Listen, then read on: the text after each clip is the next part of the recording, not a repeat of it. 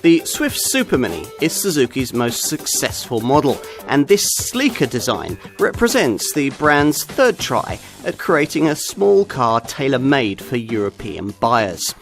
Is it at last good enough to take on the biggest players in this segment? On the move, this Swift isn't quite as agile and involving as it was previously, but it can still be fun and rewarding in a way that few Super Mini rivals can match. The ride's not bad either, although perhaps inevitably the unsophisticated suspension setup is sometimes caught out by broken surfaces, tarmac tears and potholes.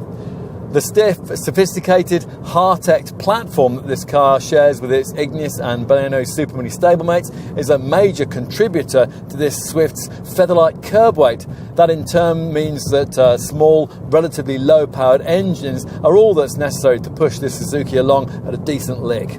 There are two units on offer, both petrol-powered and neither especially refined. The range kicks off with a 4-cylinder, 1.2-litre dual-jet petrol engine developing 90 bhp. Far better, though, is the alternative 3-cylinder, 1-litre booster jet power plant that most Swift customers are going to choose.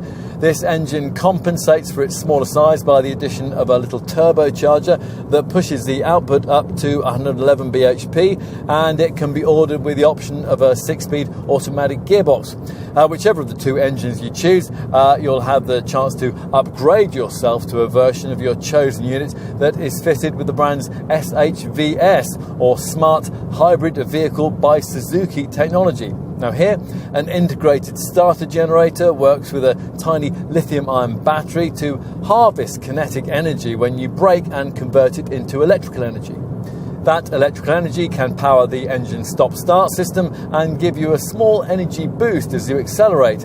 This setup's priority, though, is to promote efficiency, which is why a 1-litre booster jet SHVS Swift model can manage 65.7 mpg on the combined cycle and 97 grams per kilometre of CO2. If you want the SHVS setup with the feebler, normally aspirated 1.2-litre dual-jet engine, then you have to have it mated to Suzuki's on-demand all-grip four-wheel drive system, and that's the one that we've been trying here.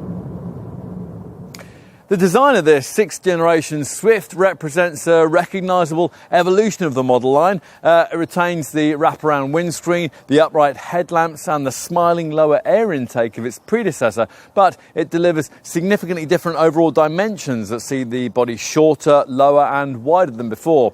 At a glance you'd know this was a Swift, but you'd also appreciate that it's a very modern one.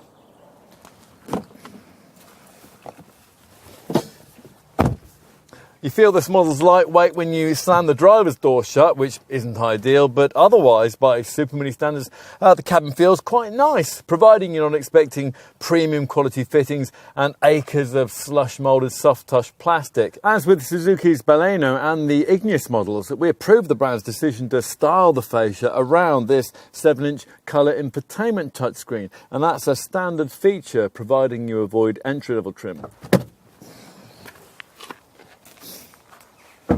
Time to take a seat in the rear, and that's accessible via this concealed upper door catch. This car remains one of the more compact models in the Super Mini segment when it comes to rear seat space.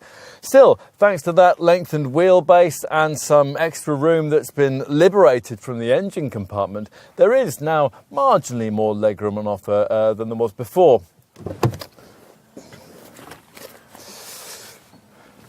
Out back in the boot, we're promised that the benefits of that wheelbase increase will be more obvious. And sure enough, the light tailgate rises to reveal a cargo area space 25% larger than was available in the previous generation model. Now, the 265-litre capacity isn't anything like enough to threaten the segment class leaders in this regard, but it is at least enough to get this Suzuki back on a competitive footing. The Swift has always been known as the thinking person's Super Mini, and very little has changed in that regard with this 6th generation version.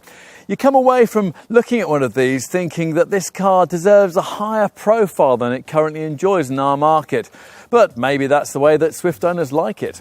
Here's an affordable car that now doesn't feel quite so much like one, and a well-kept secret that doesn't deserve to remain that way.